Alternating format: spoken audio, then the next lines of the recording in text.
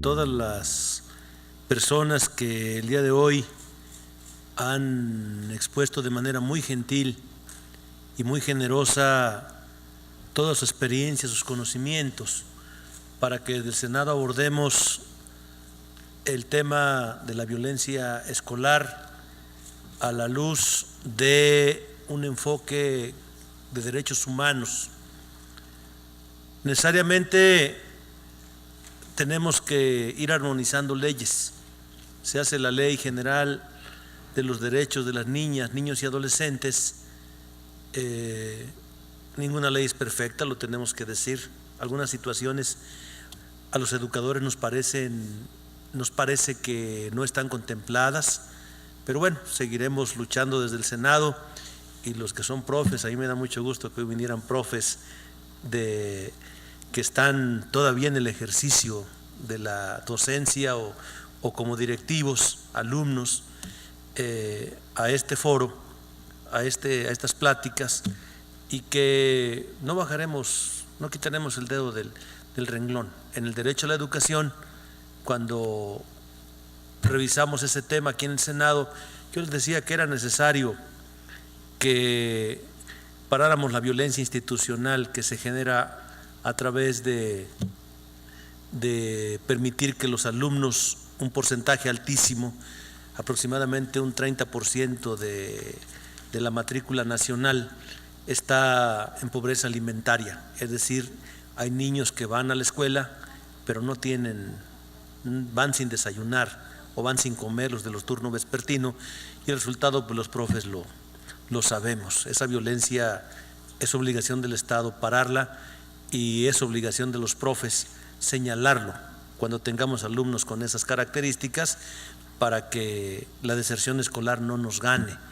Hoy la violencia ha influido de manera importante en un asunto como el de la deserción escolar. Ayer, si revisamos el último dato de la OCDE, vamos a ver que México ocupa el segundo lugar en deserción escolar.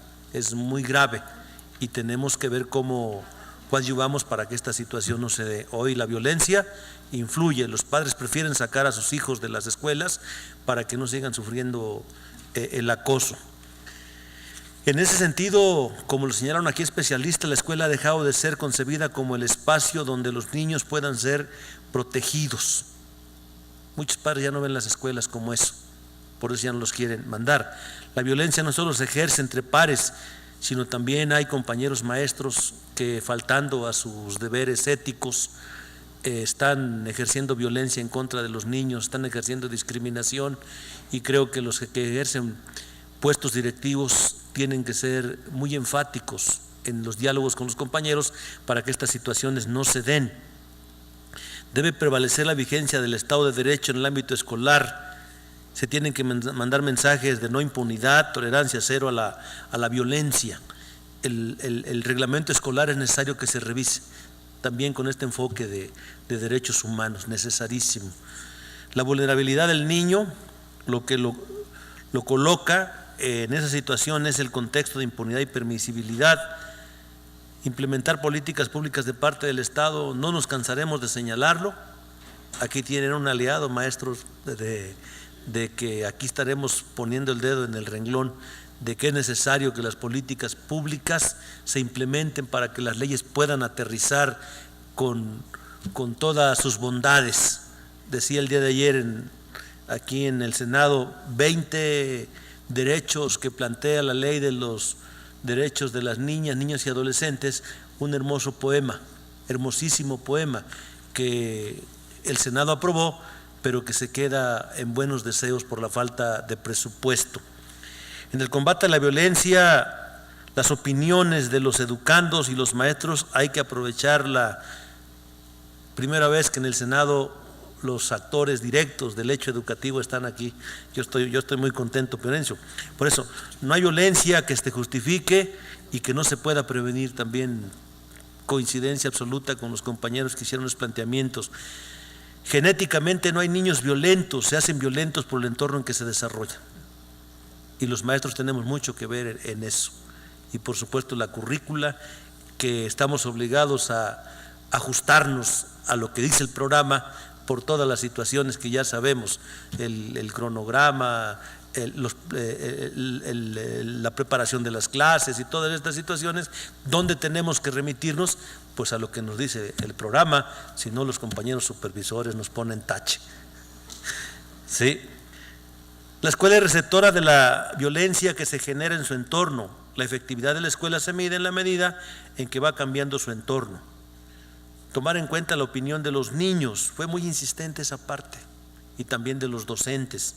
Creación de entornos seguros, mediación entre pares. Aquí plantearon una experiencia que creo que pudiera retomarse, es decir, alumnos de preparatoria que pudieran incorporarse en el diálogo con sus iguales, casi son de la misma edad, muchachos de prepa con muchachos de secundaria, y pudieran ayudar en la mediación para resolver los conflictos de violencia que se dan en algunas de las, o en muchas hoy, de las escuelas de México.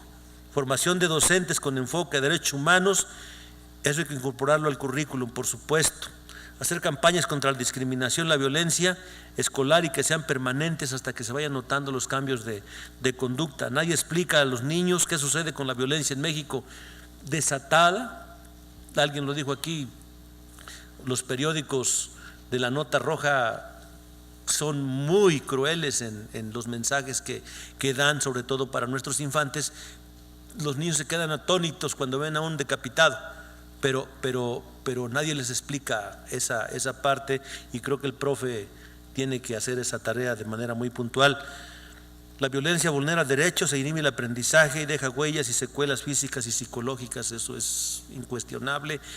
Cuando se tienen maestros que no entienden a los niños, estos sufren más, nos consta cuando un alumno está en una actitud de esa naturaleza, es un grito de auxilio que le está pegando al profe: profe, ayúdame, porque no sé cómo controlar este problema que tengo.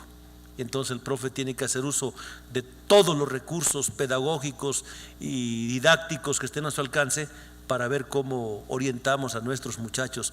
No coincidimos nunca que la expulsión de la escuela sea la solución. La escuela puede romper el círculo de la violencia, la escuela es el reflejo de lo que se vive fuera de ella. Se requiere buscar las causas que generan la violencia para corregirlas. Se tienen restricciones presupuestales para atender la violencia, eso lo hemos planteado y lo seguiremos reiterando. Necesitamos capacitar a los niños para que puedan protegerse a sí mismos, tomar en cuenta sus opiniones. La norma está fundada en la prohibición. Es cierto, a todos le decimos que no, tenemos que cambiar a la parte positiva de la norma, no hacer simulaciones, entender las causas como ellos las ven, y a partir de eso generar políticas públicas para erradicar la violencia. Y por último, otra vez agradecerle a la Comisión de Educación que cabeza el compañero Juan Carlos, que haya invitado a los que viven de manera directa el hecho educativo y que sus experiencias son importantísimas. Escuchaba a mi compañera de secundaria las peticiones que nos hace, y créeme que no van a caer en un saco roto, vamos a atenderlas. Sobre todo ya las tiene aquí apuntada una mujer que ha hecho cosas muy importantes a favor de la educación en México. Muchísimas gracias y que pasen buenas tardes.